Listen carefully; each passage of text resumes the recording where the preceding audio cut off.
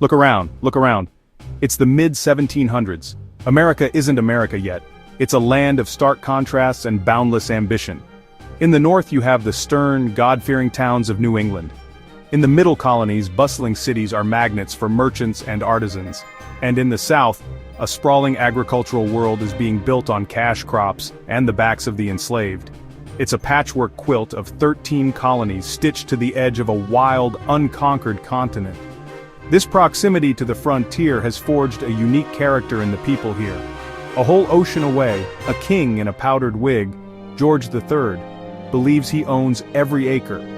He is the head of the most powerful empire the world has ever seen, an empire that just won a global conflict, the 7 Years' War. It was a brutal, costly victory that secured the colonies from French threat, but left Britain with a mountain of debt. The king and his parliament looked across the Atlantic and saw a solution. The people here came for God, for gold, for a new start. They were forging not just homes, but a new kind of society where a person's worth wasn't dictated by their birth, but by their hard work. They were British, yes, but they were something else too, something new. For generations they had managed their own affairs through their own elected assemblies. They have tasted a kind of freedom the old world can't comprehend. Then comes the bombshell, 1765, the Stamp Act. Suddenly, every newspaper, every legal document, even every deck of playing cards had to bear a royal stamp. For the first time, Parliament wasn't just regulating trade, it was reaching directly into their pockets. No taxation without representation. The cry echoes from Boston to Virginia. Parliament argued the colonies had virtual representation. The colonists called it a fiction. In the streets, the Sons of Liberty take root, organizing protests and boycotts.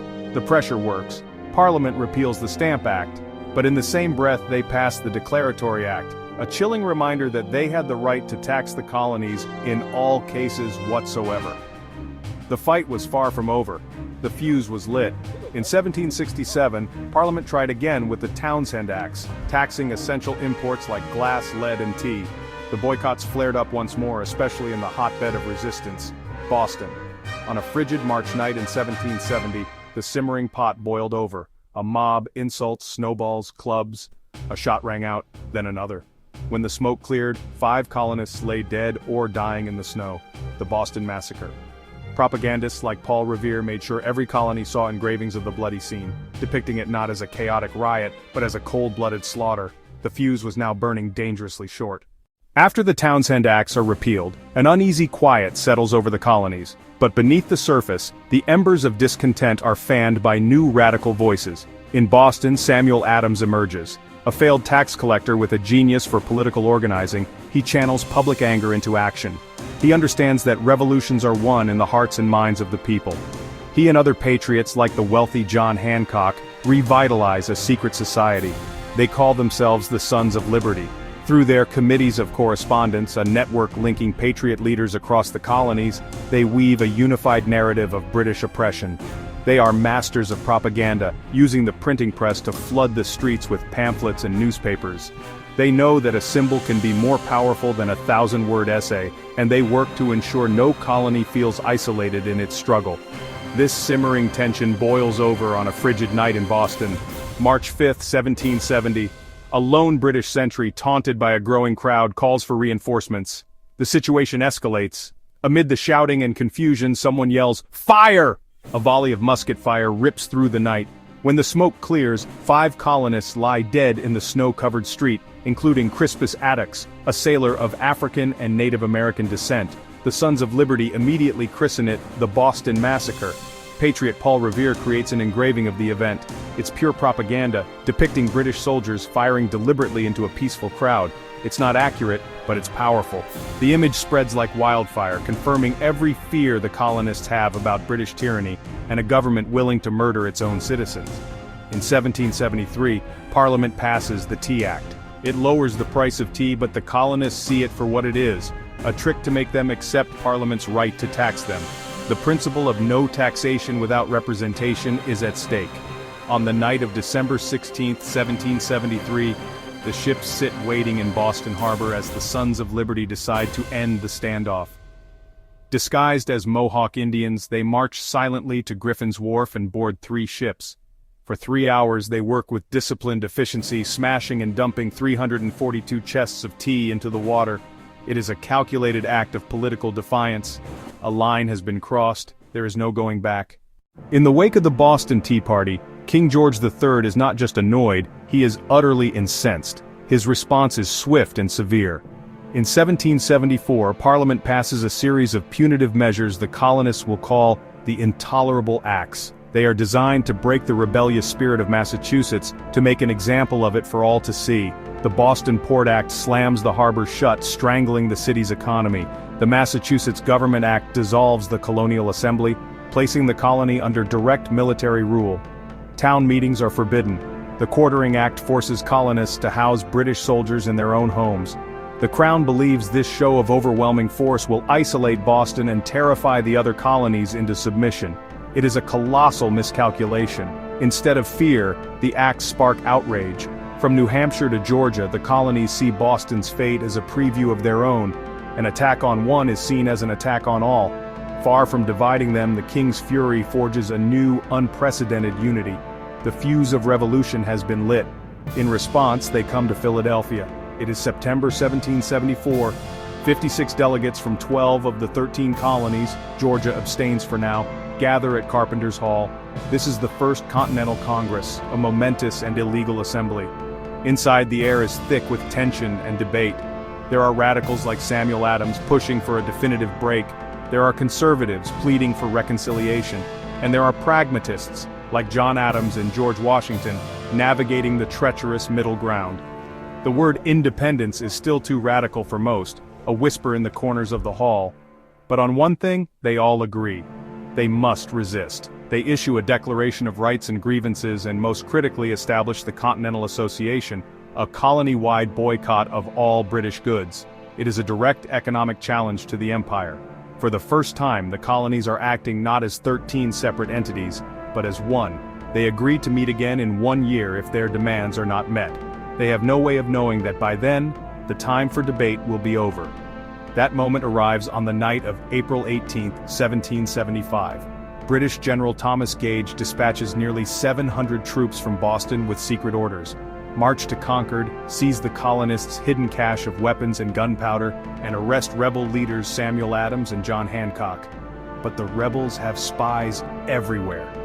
As the troops begin to move, so do the riders. Paul Revere and William Dawes gallop into the darkness, their urgent warning spreading from town to town. The regulars are coming out!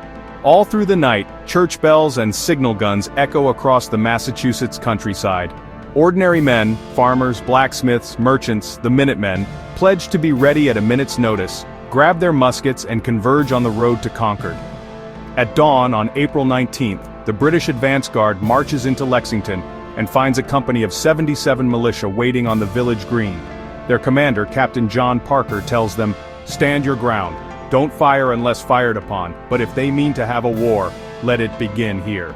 A British officer screams, "Disperse, ye rebels!" In the tense standoff, a single shot rings out. To this day, no one knows for sure who fired it. But it is the shot heard round the world. The British unleash a volley, and when the smoke clears, 8 Americans lie dead. The war has begun. The British press on to Concord only to find most of the munitions gone. At the North Bridge, they are met by a growing force of militia who fire back, driving the Redcoats into a long, bloody retreat. For 16 miles, all the way back to Boston, colonists fire on them from behind every rock, tree, and wall. What began as a police action has become a battle for survival. The news from Lexington and Concord galvanizes the colonies. The Second Continental Congress convenes in Philadelphia, now acting as a de facto government for a nation at war. They need a leader for their fledgling army. They turn to a Virginian, a veteran of the French and Indian War, whose presence commands respect. George Washington, the sword of the Revolution. In the halls of Congress, John Adams of Massachusetts becomes its most tireless advocate, the engine driving the colonies toward a final break. In Paris, the world-renowned scientist and diplomat Benjamin Franklin works as the sage, seeking the foreign aid that will be crucial for victory. But before an army can win a war, the people must believe in the cause. That requires a voice and a pen. In the pivotal summer of 1776, these men and their ideas will converge to change the world.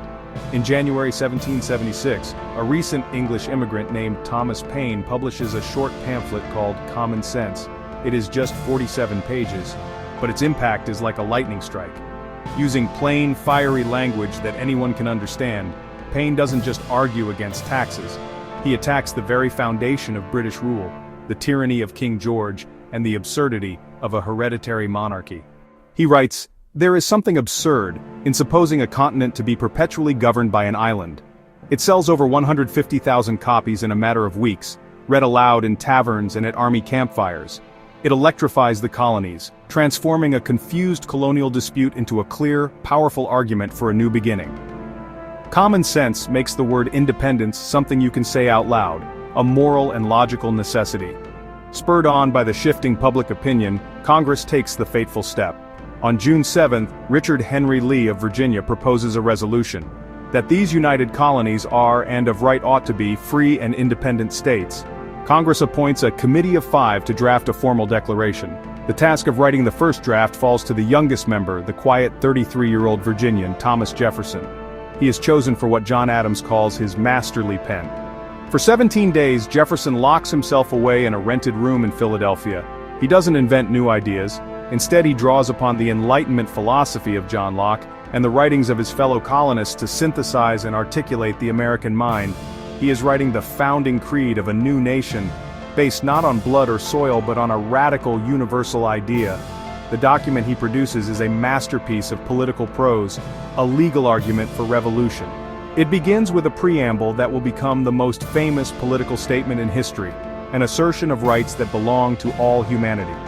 We hold these truths to be self-evident, that all men are created equal, that they are endowed by their Creator with certain unalienable rights, that among these are life, liberty, and the pursuit of happiness. It then lists 27 specific grievances against King George, building an irrefutable case for separation. Finally, it makes the solemn Declaration of Independence. On July 2, 1776, the Continental Congress votes for independence. For the next 2 days, they debate and edit Jefferson's draft, making key changes, most painfully, the removal of a passage condemning the slave trade. Finally, on July 4, 1776, the final text is approved. They sign it. With their signatures, they commit treason against the British Crown, a crime punishable by hanging. Benjamin Franklin reportedly says, "We must indeed all hang together, or most assuredly, we shall all hang separately." They are risking everything, their lives, their fortunes, and their sacred honor, on an idea. Declaring independence is one thing, winning it is another. The war will drag on for 7 long, brutal years. The initial months are disastrous. The British drive Washington's army out of New York, and by the winter of 1776, the cause seems lost. But in a moment of sheer desperation, Washington leads his battered army across the treacherous, ice-choked Delaware River on Christmas night for a surprise attack. Washington's desperate gamble at Trenton and another victory at Princeton saves the revolution. The turning point comes in 1777, with the stunning American victory at Saratoga.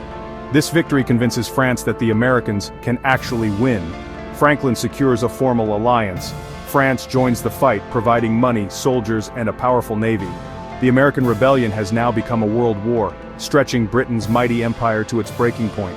The world has been turned upside down. A new nation, conceived in liberty, has been declared. For the first time in history, a people have claimed the right to choose their own government, asserting that power flows from the consent of the governed, not from the divine right of a king. They are fighting not just for their own freedom but for a new way of being human, for a government of the people, by the people, and for the people. It is an experiment, a bold and dangerous gamble, and the entire world is watching to see if it will succeed. The promise of all men are created equal was not fulfilled in 1776. The words were written by a man who owned slaves. They did not apply to women, to Native Americans, or to the poor. But the power of the Declaration is that it gave future generations the language and the moral authority to demand their rights. Every major struggle for justice in American history has been a fight to cash that check. Abolitionists, suffragettes, union organizers, and civil rights activists have all pointed back to that document, arguing that the nation must live up to its own founding creed. In this way, the revolution never really ended. It became a continuous struggle to expand the meaning of freedom.